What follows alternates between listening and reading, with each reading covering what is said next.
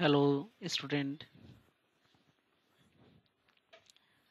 আজকে তোমাদের সামনে যে বিষয়টি নিয়ে আলোচনা করব তা হলো শিখন নকশা বা শিখনের পরিকল্পনার ধারণা। এই বিষয়টি পরীক্ষা ক্ষেত্রে খুবই ইম্পর্টেন্ট, খুবই গুরুত্বপূর্ণ। তার জন্য এই বিষয়টা আমি আলোচনা করছি তোমাদের সামনে। আর একটা বিষয় হলো যে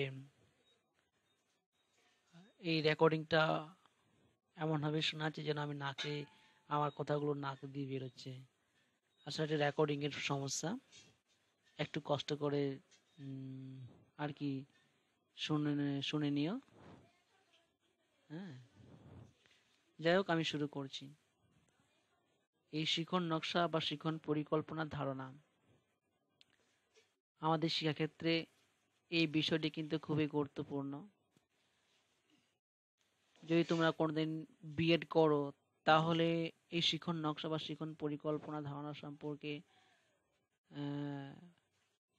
যে কি বিষয়টা কি সেই ধারণাটা সম্পূর্ণ পরিষ্কার বা ক্লিয়ার হবে। এটা একটা প্র্যাকটিক্যাল বিএড করতে হয়, সেই প্র্যাকটিক্যালের সময় কিন্তু পরিষ্কার হবে যে অ্যাকচুয়ালি শিখন নকশা বা শিখন পরিকল্পনা কি। যাই হোক, এখন আমরা সেই সম্পর্কে কিছু জেনে রাখি। শিখন নকশা বা শিখন পরিকল্পনা এই ধারণাটি 1995 খ্রিস্টাব্দে টেকনোলজি ইনহ্যান্সড লার্নিং এর সহায়তায় ধারণাটি জন্ম হয়েছিল। এরপর 2012 খ্রিস্টাব্দে Larnaca declaration on learning design, যা বিশেষ বিশেষ বিশেষজ্ঞদের নিয়ে গঠিত একটি সভাতে তাঁদের গবেষণালব্ধ ফলাফলকে সঠিকভাবে বিশ্লেষণের দ্বারা শিখন পরিকল্পনা সম্পর্কিত নতুন তাত্ত্বিক ভিত্তি প্রদান করেছিলেন।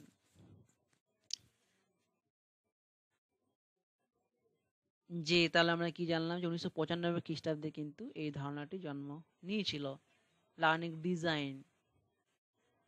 আর সেটা Larnaca declaration of on learning design, সেখানে কিন্তু এই বিষয় সম্পর্কে গবেষণা করে এবং সেটা সম্পর্কে একটা তাত্ত্বিক বিষয় প্রদান করে।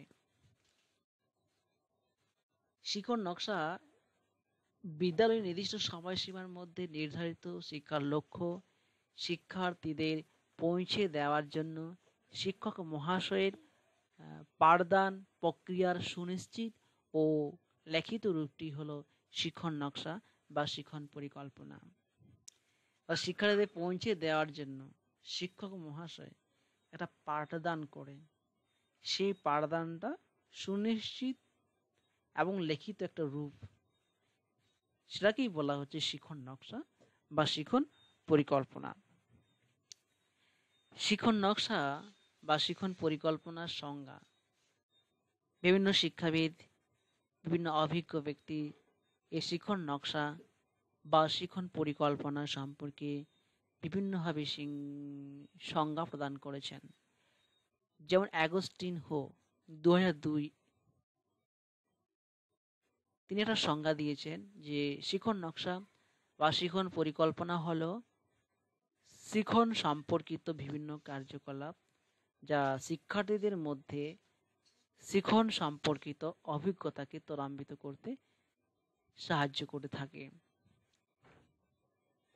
কপার অ্যান্ড অলিভার শিখন নকশা সম্পর্কে একটা সংজ্ঞা দিয়েছিলেন, তা হলো নির্দিষ্ট শিখন লক্ষ্য ও জ্ঞানভিত্তিক ডোমেনের ভিত্তি স্বরূপ একটি শিক্ষামূলক মডেলের প্রয়োগ হিসাবে শিখন নকশা বা শিখন পরিকল্পনাকে সংজ্ঞায়িত করেছেন।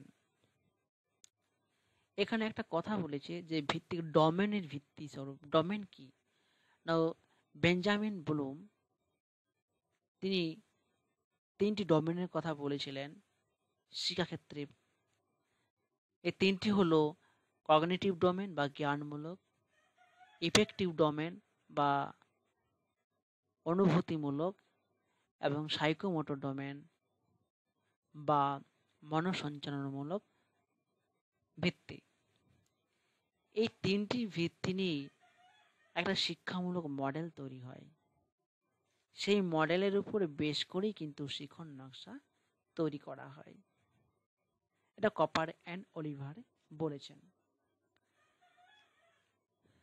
কোনোনেল অ্যান্ড ফিল এর মতে শিখন নকশা বা শিখন পরিকল্পনা হলো শিক্ষণগতভাবে জ্ঞাত শিখন কার্যক্রম বা উপযুক্ত সরঞ্জাম এবং সম্পদকে কার্যকরভাবে ব্যবহার করে থাকে।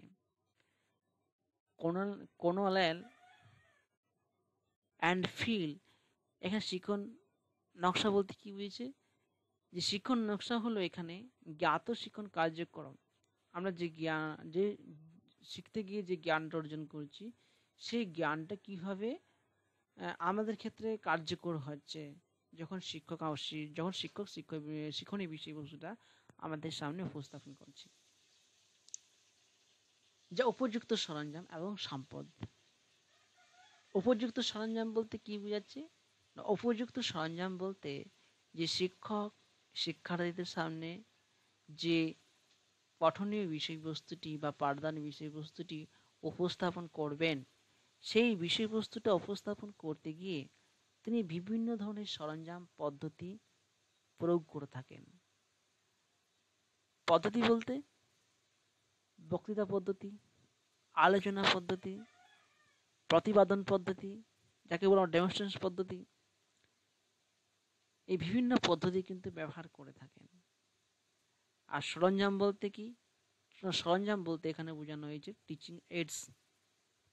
টিচিং এইডস বা শিক্ষণ উপকরণ। এই টিচিং এইডস বলতে সেখানে চক, ডাস্টার, ব্ল্যাকবোর্ড, প্রজেক্টর, ল্যাপটপ এবং বিভিন্ন ধরনের পরীক্ষামূলক উপকরণ, এই উপকরণগুলো কিন্তু ব্যবহার করতে হয় যখন সে শিখন নকশা বা শিখন পরিকল্পনা সেক্ষেত্রে প্রয়োগ করবে, এবং সম্পদকে কার্যকরভাবে ব্যবহার করে থাকে। সম্পদ বলতে সম্পদকে বিভিন্ন সম্পদ, ম্যাটেরিয়াল সম্পদ, নন ম্যাটেরিয়াল সম্পদ, বস্তুগত, অবস্তুগত। বস্তুগত সম্পদ যেটাকে আমরা বলবো যে চক, রাস্তা, চেয়ার, বেঞ্চ, ফ্যান ইটিসি, যা একটা ক্লাসরুমে যা দেখা যায়, এটা বিদ্যালয়ে যে সমস্ত সরঞ্জামগুলো থাকে সেগুলোকে সম্পদ বলছে ম্যাটেরিয়াল। নন ম্যাটেরিয়াল কি? নন ম্যাটেরিয়াল সম্পদ হচ্ছে যে শিক্ষার্থীকে কার্যকরী করতে হবে যে বিষয়বস্তুটা উপস্থাপন করবে সেই বিষয়বস্তুটাকে। তাহলে এই সম্পর্কে আমাদের শিখন নকশা সম্পর্কে একটা বিভিন্ন সংজ্ঞা আমরা জানলাম। একটা সংজ্ঞা এখান থেকে ধারণা হলো যে শিখন নকশা হলো একটা ছক, যে ছকে একটি নির্দিষ্ট সময়ের পরিপ্রেক্ষিতে 36 মিনিট একটি সময়ের পরিপ্রেক্ষিতে একটাই পাঠ তৈরি করা, যাকে আমরা বলি লেসন প্ল্যান তৈরি করা। সেই পাঠনীয় বিষয়টি শিক্ষার্থীদের সামনে ওই সময়ের মধ্যে উপস্থাপন করতে হবে, এবং ওই উপস্থাপনের সময় শিক্ষক মহাশয় বিভিন্ন উদ্দেশ্য, সরঞ্জাম, সময়সীমা ইত্যাদি কিন্তু মেনটেন করবে। এই সমস্ত কিছু মেনটেন করা, তৈরি করা হলোই একটা শিখন নকশা বা শিখন পরিকল্পনা।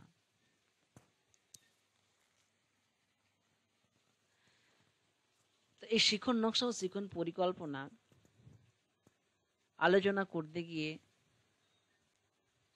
আমরা জানবো যে সেখানে কিছু স্তর রয়েছে বা ধাপ রয়েছে, যে একটা শিখন নকশা তৈরি করতে গিয়ে কতগুলো স্টেজ বা স্তরকে বা ধাপকে অনুসরণ করতে হয়। সেই অনুসরণীয় ধাপগুলি আলোচনা করা হলো একটার পর একটা। আগে আগে বলি যে শ্রেণীকক্ষে সুষ্ঠুভাবে পরিচালনা করার জন্য শিখন নকশা বা শিখন পরিকল্পনা শব্দটি বর্তমানে শিক্ষার কার্যক্রমকে পরিকল্পিত, প্রস্তুতি ও পরিচালিত করার প্রক্রিয়া রূপে ব্যবহৃত হয়। অর্থাৎ শিখন নকশা বা শিখন পরিকল্পনা হল শিক্ষা সম্পর্কিত যাবতীয় কর্মসূচি একত্রিত রূপ। শিখন পরিকল্পনার স্তরগুলি আলোচনা করা হলো। প্রথমত হলো শিখনের লক্ষ্য ও উদ্দেশ্য প্রণয়ন। আবার যখন আমি যে শিখন নকশা, লেসন প্ল্যান, লার্নিং ডিজাইন যে তৈরি করব, প্রথমে কিন্তু আমাকে কি করতে হবে? প্রথমে কিন্তু আমাকে শিক্ষণের যে লক্ষ্য বা উদ্দেশ্য, সেই লক্ষ্য উদ্দেশ্যটাকে প্রথমে ঠিক করে নিতে হবে, প্রণয়ন করতে হবে। সেখানে উদ্দেশ্য আবার বিভিন্ন উদ্দেশ্য থাকে, সেই উদ্দেশ্যগুলি পরিপ্রেক্ষিতে আমাকে লেসন প্ল্যানটা বা লার্নিং ডিজাইনটা তৈরি করতে হয়। সেই উদ্দেশ্যগুলো কি কি? সেই উদ্দেশ্যগুলো হতে পারে বোধমূলক, জ্ঞানমূলক, প্রয়োগমূলক, তারপর হচ্ছে আচরণগত উদ্দেশ্য, ইনস্ট্রাকশনাল অবজেক্টিভ, নির্দেশনামূলক উদ্দেশ্য ইত্যাদি। এই উদ্দেশ্যগুলো প্রথমে নির্ধারণ করা।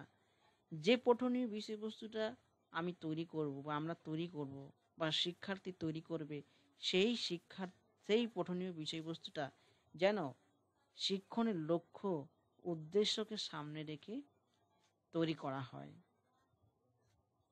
যে সেখানে যে উদ্দেশ্যগুলোর মধ্যে দিয়ে শিক্ষার্থীর আচরণ পরিবর্তন ঘটাতে সক্ষম হবে, জ্ঞানমূলক বিকাশ ঘটাতে সক্ষম হবে, বোধমূলক বিকাশ ঘটাতে সক্ষম হবে। অর্থাৎ এখানে লক্ষ্য ও উদ্দেশ্যগুলি কিন্তু তৈরি করা, যে কি কি উদ্দেশ্য থাকবে।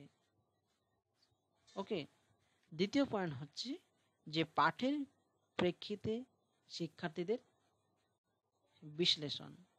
পাঠের প্রেক্ষিতে শিক্ষার্থীদের বিশ্লেষণ। এখানে বলা আছে যখন একটি শিক্ষণ নকশা বা পরিকল্পনা করা হয়, তখন শিক্ষার্থীদেরকে বিশ্লেষণ করতে হবে, অ্যানালাইসিস করতে হবে যে তার মনোভাব কি, তার এই শিক্ষণীয় বিষয়বস্তুটা কতটা প্রয়োজনীয়তা রয়েছে, এই শিক্ষণীয় বিষয়বস্তুটা কতটা তাদের জ্ঞান বৃদ্ধিতে সহায়তা করছে,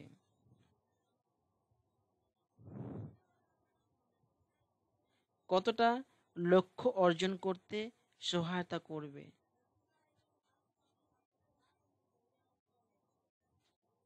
এই বিষয়গুলো কিন্তু এখানে উল্লেখ করতে হয়।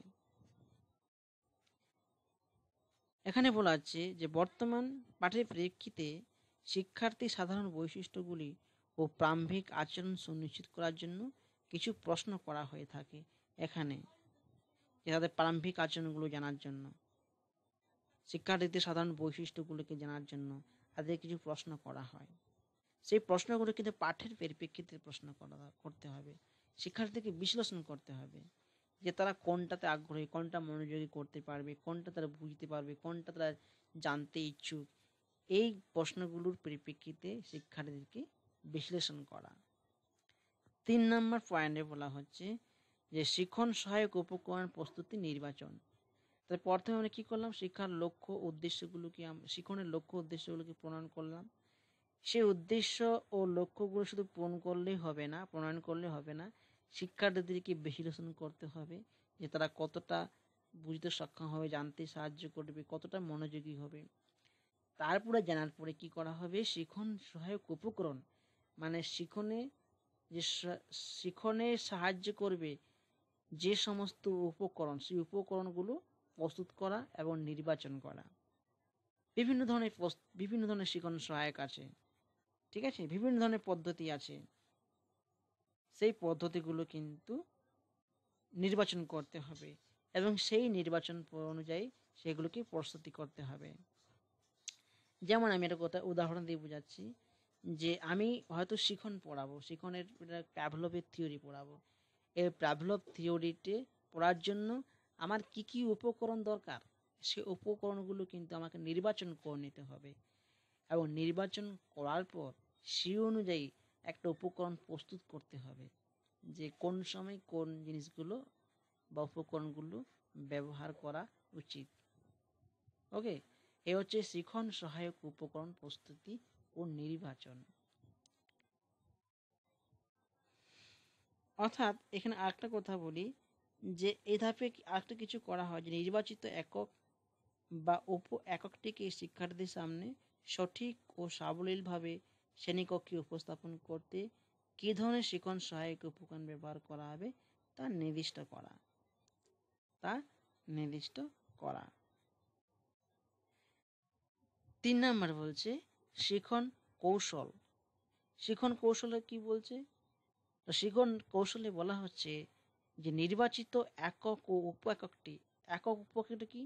একক ধরুন না হচ্ছে আমার শিখন, এটা হচ্ছে আমার একক, এটা হচ্ছে আমার নির্বাচিত একটা একক হচ্ছে শিখন।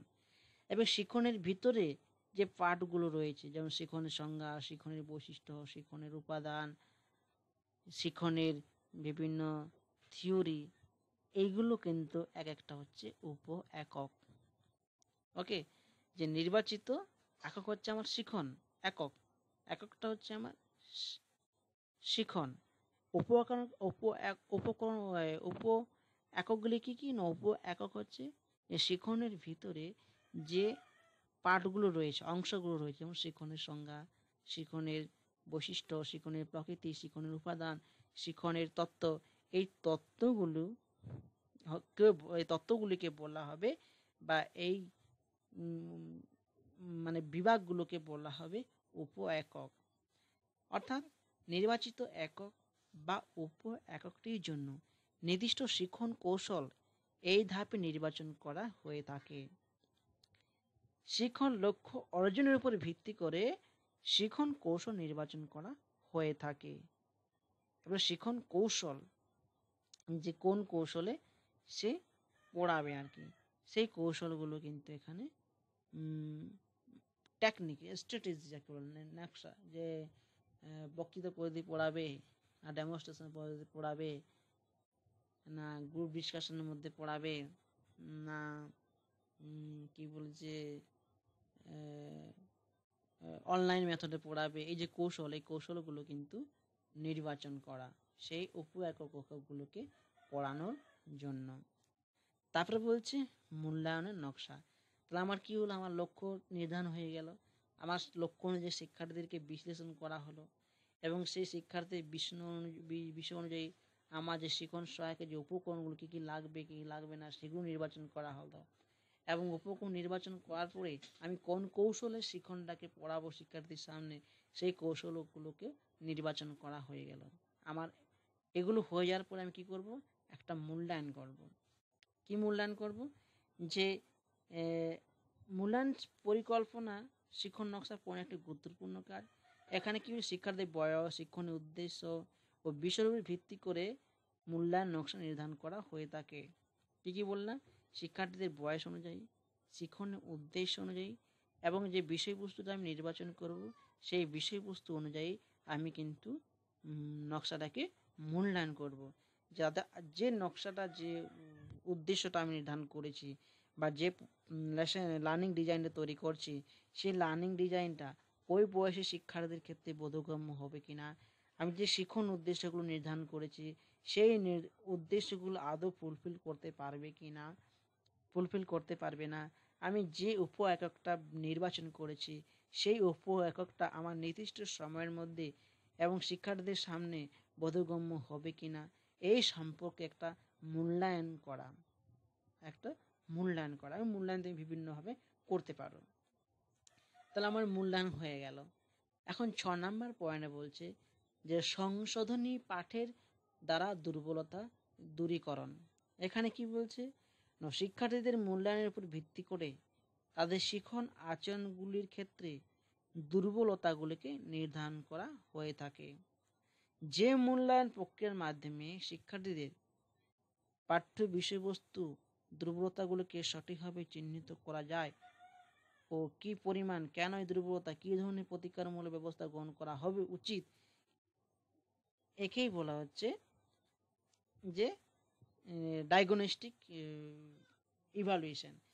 ডায়াগনস্টিক ইভালুয়েশন বলতে কি বললাম, যে আমি উপরের স্তরগুলো অনুযায়ী যখন আমি একটা শিক্ষণ নকশা তৈরি করলাম, সেই শিক্ষণ নকশা তৈরি করার পরে আমার কি হলো, আমার লক্ষ্য ও উদ্দেশ্যগুলো কিন্তু ফুলফিল হলো না। আমি শিক্ষার লক্ষ্য নির্ধারণ করলাম, পাঠের পরিপ্রেক্ষিতে শিক্ষার্থী বিশ্লেষণ করলাম, শিক্ষণ সহায়ক উপকরণ প্রস্তুতি করলাম, শিক্ষণ কৌশল করলাম, আমি মূল্যায়ন করলাম। মূল্যায়ন করার পরও আমি দেখলাম যে শিক্ষণের লক্ষ্য ও উদ্দেশ্যগুলি কিন্তু তারা ঠিকঠাক অর্জন করতে পারেনি। তাহলে এই যে ঠিকঠাক অর্জন করতে পারেনি, তার জন্য যে কি কি দুর্বলতা রয়েছে, তার জন্য কোথায় ত্রুটি রয়েছে, আমার উদ্দেশ্য ঠিকঠাক নেই, না শিক্ষার্থী ঠিকঠাক আমরা বিশ্লেষণ করতে পারিনি, না যে উপকরণগুলো আমরা নির্বাচন করেছিলাম সেই উপকরণগুলো ঠিকঠাক কিনা, বা শিক্ষণ কৌশলগুলো যেগুলো ব্যবহার করেছিলাম সেই কৌশলগুলো ঠিকঠাক শিক্ষার্থীদের কাছে বোধগম্য হয়েছে কিনা, আমরা ঠিকঠাক মূল্যায়ন করতে পারছি কিনা, এই সমস্ত দিক নিয়ে যখন আলোচনা করে বা দুর্বলতাগুলো চিহ্নিত করে, তাকেই আমরা বলবো ডায়াগনস্টিক ইভালুয়েশন। ডায়াগনস্টিক ইভালুয়েশন বাংলার অর্থ হলো যে নির্ণায়কমূলক মূল্যায়ন। এই নির্ণায়কমূলক মূল্যায়নের দ্বারা শিক্ষণীয় যে বিভিন্ন ত্রুটি রয়েছে সেই ত্রুটিগুলি কিন্তু চিহ্নিত করতে সাহায্য করে। তাহলে আমরা এই 6টি পয়েন্টের মধ্য দিয়ে বা 6টি স্তরের মধ্য দিয়ে আমরা কিন্তু শিক্ষণ নকশা বা শিক্ষণ পরিকল্পনা তৈরি করে থাকি।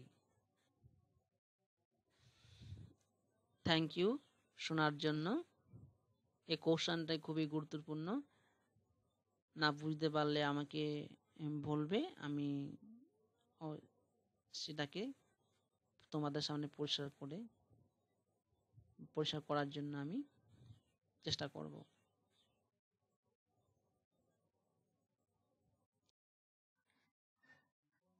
হ্যালো স্টুডেন্ট, আশা করি তোমরা সবাই ভালো আছো। ভগবান তোমাদের সবাইকে ভালো রাখুক। আমি খুবই দুঃখিত তোমাদের জন্য আমি এদিন কিছু করতে পারিনি, কিছু ম্যাটেরিয়াল পাঠিয়েছি আর কিছু না, কারণ আমি এভাবে ভিডিও বানাতে জানতাম না। অনেক চেষ্টা করে আজকে এই ভিডিও বানিয়েছি, যাই হোক তার জন্য আমি ক্ষমা চাইছি। আজকে তোমাদের সামনে যে বিষয়টা নিয়ে আলোচনা করব তা হলো শিক্ষণ। যে টিচিং কি, অ্যাকচুয়ালি টিচিং আমরা কাকে বলবো। আমরা টিচিং শব্দটা বা শিক্ষণ শব্দটা আমরা শুনে থেকেছি অনেক দিন থেকেই, কিন্তু অ্যাকচুয়ালি আমরা তার মানে, তার অর্থ কি বলতে চাই, শিক্ষণ কেন গুরুত্বপূর্ণ, শিক্ষণ কাকে বলবো, শিক্ষণ কিভাবে হয়, হ্যাঁ, এইসব বিষয় নিয়ে আমরা কিন্তু আলোচনা করব এবং জানব। যাই হোক আমরা শুরু করি। যে শিক্ষণ ইংরেজি একটা আক্ষরিক অর্থ হলো টিচিং। টিচিং শব্দটি টু টিচ থেকে এসেছে, যার অর্থ হলো ইনস্ট্রাক্ট। এর কথার অর্থ হচ্ছে, বাংলার অর্থ হলো নির্দেশনা। যে টু টিচ বলতে আমরা কিছু নির্দেশনা বলে থাকি। টু টিচ কে দেয়? টিচার দেয়, অর্থাৎ শিক্ষক শিক্ষণ দেয়। সেই শিক্ষণ অ্যাকচুয়ালি আমাদের কাছে কি, অ্যাকচুয়ালি নির্দেশনা, বিভিন্ন বিষয়ে আমাদেরকে নির্দেশনা করে থাকে।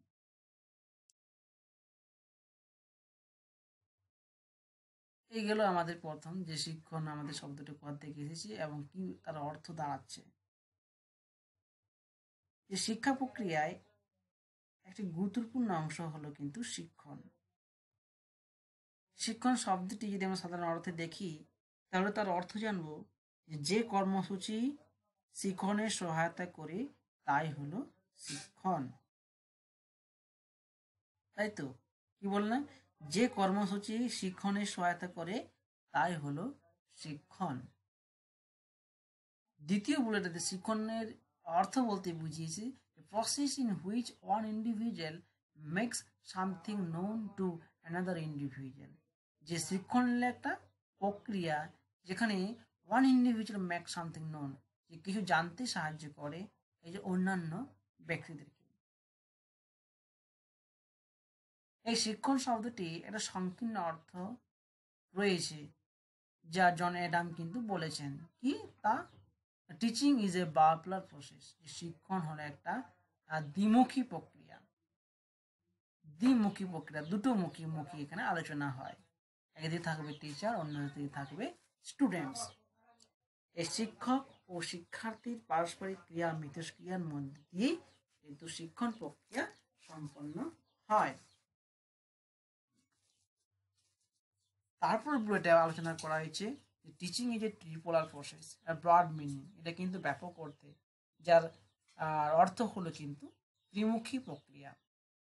কেন ত্রিমুখী প্রক্রিয়া বলছি? কারণ একদিকে টিচার আছে, একজন স্টুডেন্ট আছে। টিচার আর স্টুডেন্টস যে পারস্পরিক ক্রিয়া মিথস্ক্রিয়া করে থাকে একটা শ্রেণীকক্ষের মধ্যে, তার কিন্তু মূল সেতু হলো কিন্তু কারিকুলাম, মিডিয়া হলো কারিকুলাম, মধ্যমণি হলো কারিকুলাম। তাহলে এই তিনটি উপাদান কিন্তু খুবই গুরুত্বপূর্ণ, টিচার, স্টুডেন্টস এন্ড কারিকুলাম, যা কিন্তু আধুনিক যুগে মানা হয়। অর্থাৎ আধুনিক যুগে আমরা জানি যে টিচিং অর্থাৎ শিক্ষণ হলো একটা ট্রিপোলার প্রসেস, ত্রিমুখী প্রক্রিয়া। কিন্তু 21st সেঞ্চুরিতে মডার্ন যুগ থেকে আরো মডার্ন যুগে, যেটা 21st সেঞ্চুরি, যেখানে টিচিংকে বলা হয় বহুমুখী প্রক্রিয়া, যেখানে টিচার, শিক্ষক, স্টুডেন্টস, শিক্ষার্থী, এখানে কারিকুলাম, পাঠ্যক্রম এবং বিদ্যালয় এবং বিভিন্ন ধরনের টিচিং এইডস, টিচিং মেথডস, বিভিন্ন ধরনের এই সমস্ত প্রক্রিয়ার মধ্য দিয়ে কিন্তু শিক্ষক শ্রেণীকক্ষে শিক্ষা প্রক্রিয়া সম্পন্ন করে থাকে। Next point, definition of teaching. যে শিক্ষণ সম্পর্কে অনেক ডেফিনেশন বা সংজ্ঞা রয়েছে, যেখানে বিভিন্ন শিক্ষাবিদ কিন্তু শিক্ষণের বিভিন্ন সংজ্ঞা প্রদান করেছেন। এই সংজ্ঞাগুলোর মধ্যে দিয়ে আমরা শিক্ষণের কি বলতে চাইছি বা শিক্ষণ মানে কি তা আমরা হয়তো বুঝতে পারবো। এখানে বলা হচ্ছে যে H.C.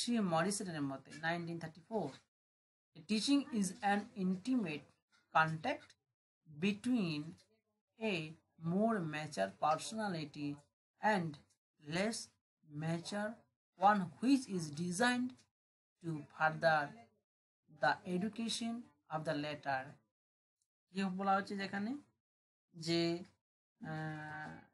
শিক্ষণ হলো, শিক্ষণ কি না, শিক্ষণ হলো একজন অপেক্ষাকৃত বেশি পরিণত ব্যক্তির সঙ্গে অপেক্ষাকৃত কম পরিণত একজন ব্যক্তির অন্তরঙ্গ সংযোগ, যার উদ্দেশ্য হলো কম পরিণত ব্যক্তির শিক্ষণে অগ্রগতি ঘটানো, পরবর্তী দিকে এগিয়ে নিয়ে যাওয়া শিক্ষাটাকে। যে এটা একটা ইন্টিমেট কন্ট্যাক্ট বিটুইন একটা কম অভিজ্ঞতা সম্পন্ন ব্যক্তির বেশি অভিজ্ঞতার ব্যক্তির একটা contact, intimate.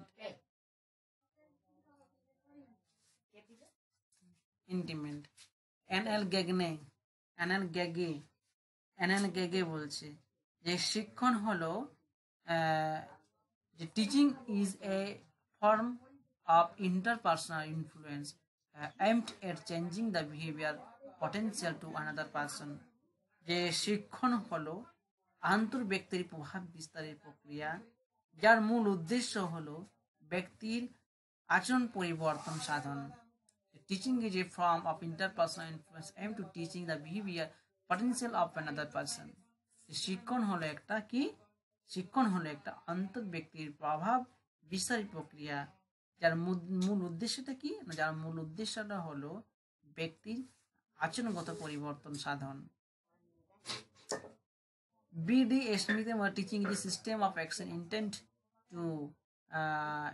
to induce learning. Intent to induce learning. Intent মানে কি? Intent মানে হচ্ছে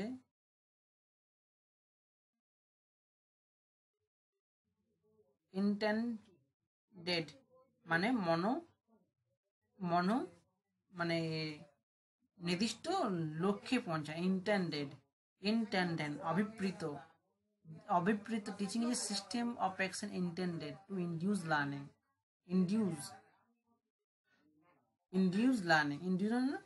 মানে কি হলো, প্রবর্তিত করা লার্নিং। মানে একটা মানে একটা শিক্ষণ প্রক্রিয়া সৃষ্টি হচ্ছে, সেই শিক্ষণ প্রক্রিয়াকে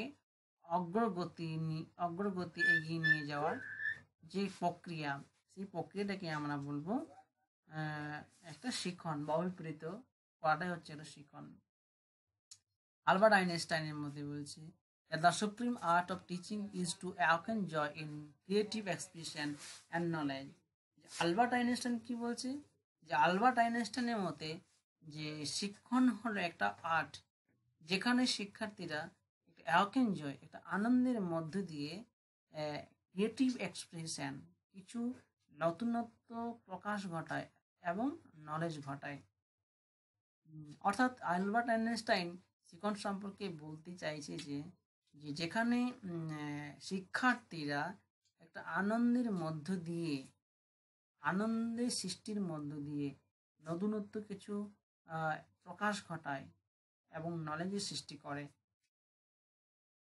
তাই এটা একটা আর্ট, একটা কৌশল, একটা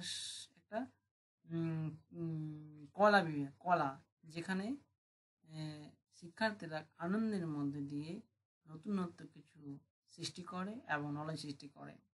অর্থাৎ ডেফিনেশন সম্পর্কে আমরা শিক্ষণ সম্পর্কে যা জানলাম, ডেফিনেশনের ক্ষেত্রে শিক্ষণ সম্পর্কে আমরা যা জানলাম, যে শিক্ষণ হলো একটা প্রক্রিয়া যেখানে শিক্ষক শিক্ষার্থী পারস্পরিক ক্রিয়া ও মিথস্ক্রিয়ার মধ্য দিয়ে শিক্ষক মহাশয় শিক্ষার্থীদের কিছু নতুনত্ব ইনফরমেশন প্রদান করে থাকে, যে ইনফরমেশনের মধ্য দিয়ে শিক্ষার্থীদের আচরণ পরিবর্তন ঘটাতে সক্ষম হয়। তারপরে পয়েন্ট হচ্ছে nature or characteristics of teaching. যে নেচার আর ক্যারেক্টারিস্টিক্স অফ টিচিং, আমরা টিচিং এর প্রকৃতি ও বৈশিষ্ট্য সম্পর্কে আমরা জানব। প্রকৃতি কি? প্রকৃতি হলো ইনবর্ন ক্যাপাসিটি, আর ক্যারেক্টারিস্টিক্স মানে হচ্ছে যেটা ইনবর্ন ক্যাপাসিটি নয়। মানে কি? মানে কিছু বৈশিষ্ট্য থাকে যেগুলো জন্মগতভাবে নিয়ে সে আসে, আবার কিছু বৈশিষ্ট্য আছে, কিছু জিনিস আছে যেগুলো পরিবর্তনশীল পরিবেশের সঙ্গে অভিযোজন করতে গিয়ে কিছু বৈশিষ্ট্য সে অর্জন করে, সেগুলোকে আমরা এক কথায় বলবো ক্যারেক্টারিস্টিক্স। আর নেচার প্রকৃতি মানে জন্মগত, কিন্তু আমাদের শিক্ষাক্ষেত্রে এই নেচার ক্যারেক্টারিস্টিক্স এই দুটো শব্দ কিন্তু আমরা একত্রে বা একই ক্ষেত্রেই ব্যবহার করে থাকি। অর্থাৎ নেচার অফ টিচিং যা, ক্যারেক্টারিস্টিক অফ টিচিং তা একই জিনিস। যাই হোক, আমরা আলোচনা করব টিচিং এর বিভিন্ন বৈশিষ্ট্যাবলী। প্রথম বৈশিষ্ট্য হচ্ছে teaching is A complete social process. শিক্ষণ হলো একটা সম্পূর্ণ সামাজিক প্রক্রিয়া। কেন বলবো? কারণ হচ্ছে শিক্ষক শিক্ষার্থীদেরকে যে টিচ প্রদান করে থাকে তা পুরোপুরি সামাজিক বা সমাজের উপর নির্ভর করে, সমাজের চাহিদার উপর ডিপেন্ড করে শিক্ষক শিক্ষার্থীদেরকে শিক্ষা প্রদান করে থাকে।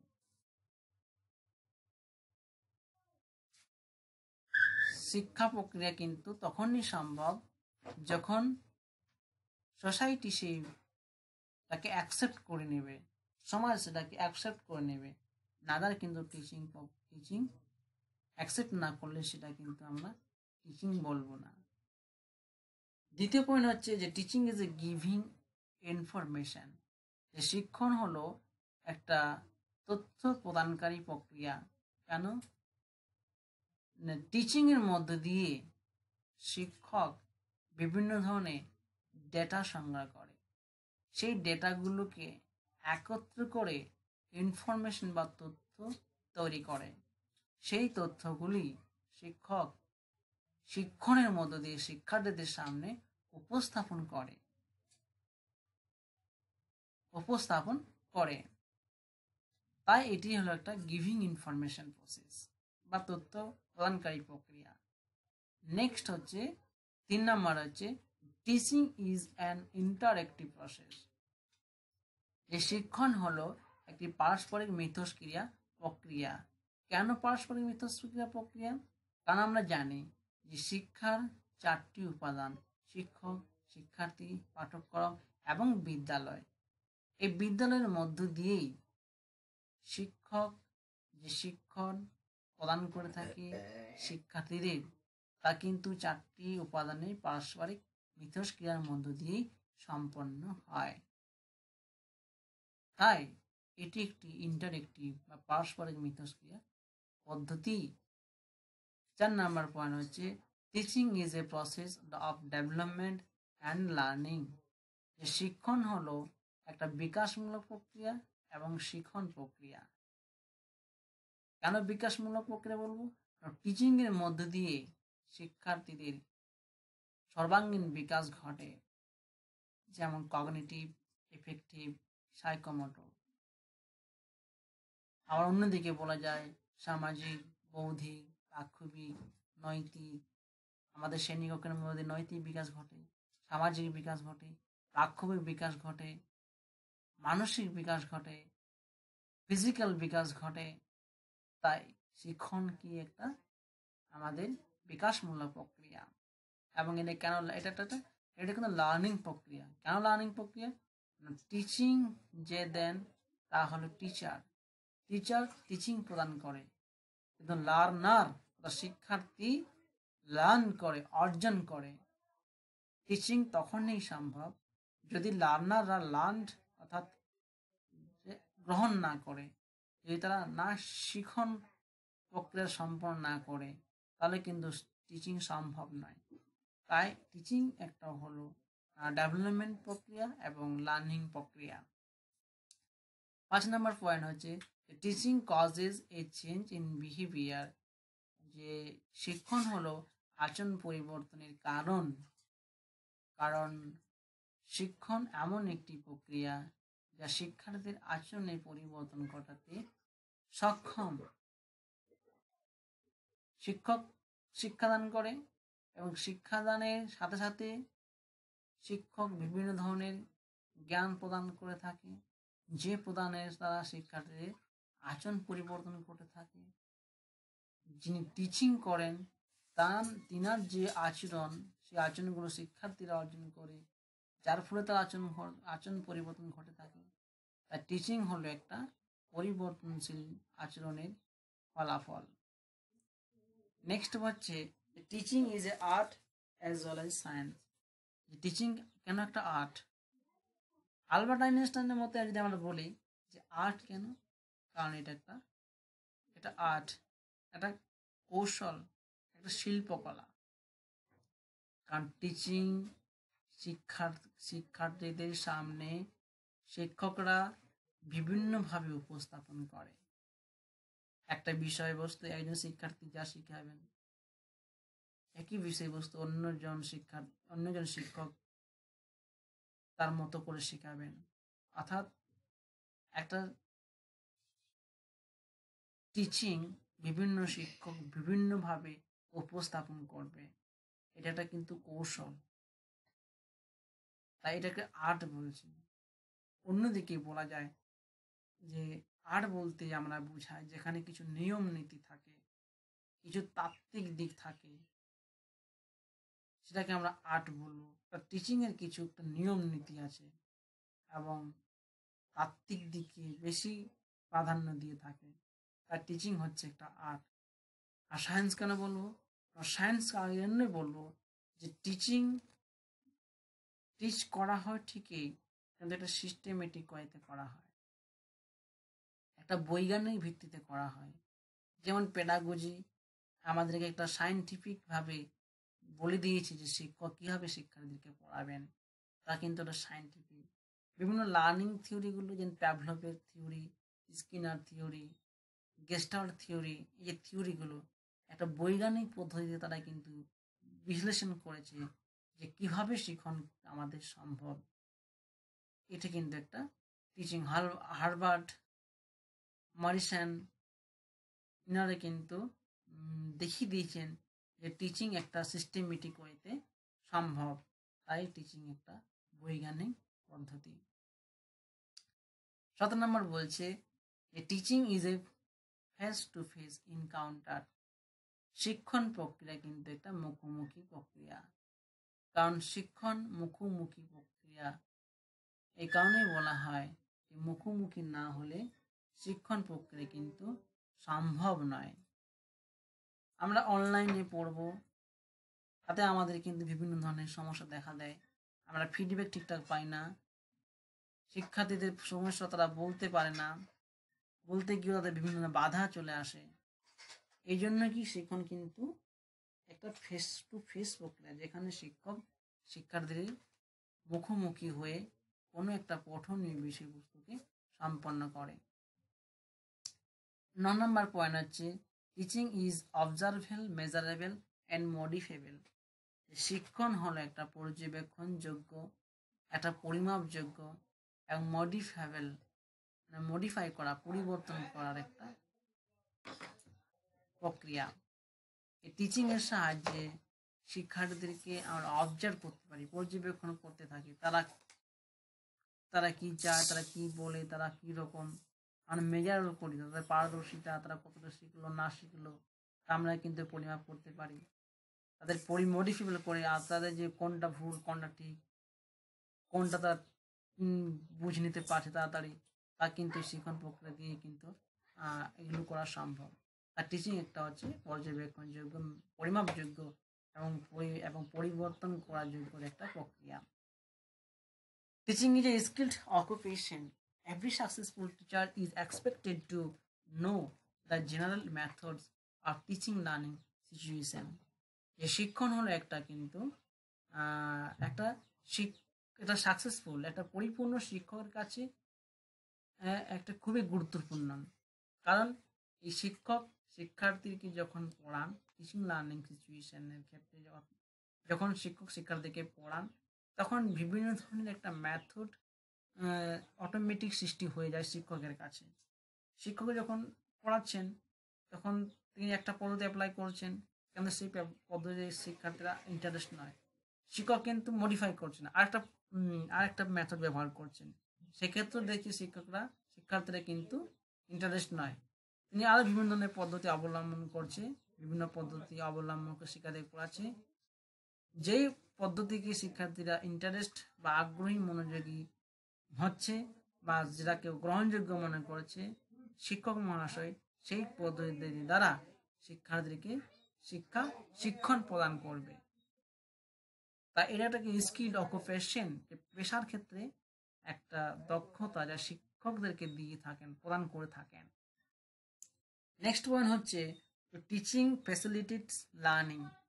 টিচিং কি করে? একটা টিচিং অর্থাৎ শিক্ষণ হলো শিক্ষণের সহযোগকারী উপাদান। যে শিক্ষণের ক্ষেত্রে টিচিং বিভিন্ন ধরনের একটা ফ্যাসিলিটি প্রদান করে। যেমন টিচিংয়ে যে আমরা স্তরগুলো জানি, যে memory level, understanding level, reflect level, হ্যাঁ, যে এই লেভেলগুলোতে আমরা কিভাবে শেখাবো যা শিক্ষার্থীদের কাছে গ্রহণযোগ্য হবে, তাহলে কি এক্ষেত্রে লার্নিং এর একটা ফ্যাসিলিটি দিচ্ছে। তারপর লার্নিং এর যে ফেজগুলো রয়েছে, টিচিং এর যে ফেজগুলো, যে pre active phase, interactive phase, post active phase, এই ফেজগুলো কিভাবে আমাদের লার্নিং হয় তা কিন্তু টিচিং দিয়ে থাকে। তাই টিচিং হচ্ছে একটা ফ্যাসিলিটেটস লার্নিং। 11 নম্বর হচ্ছে teaching is both conscious and an unconscious process. যে শিক্ষণ প্রক্রিয়া হলো একটা সচেতনপূর্ণ প্রক্রিয়া, এবং অসচেতন প্রক্রিয়া বলা চলে। অসচেতন প্রক্রিয়া কেন বলবো? কারণ শিক্ষণ যখন শিক্ষার্থীদেরকে প্রদান করে শিক্ষক মহাশয়, তখন শিক্ষার্থীরা শ্রেণীকক্ষের মধ্যে সচেতনভাবে থাকে, অ্যাক্টিভ থাকে, নাহলে কিন্তু শিক্ষণ কিন্তু সম্ভব নয়।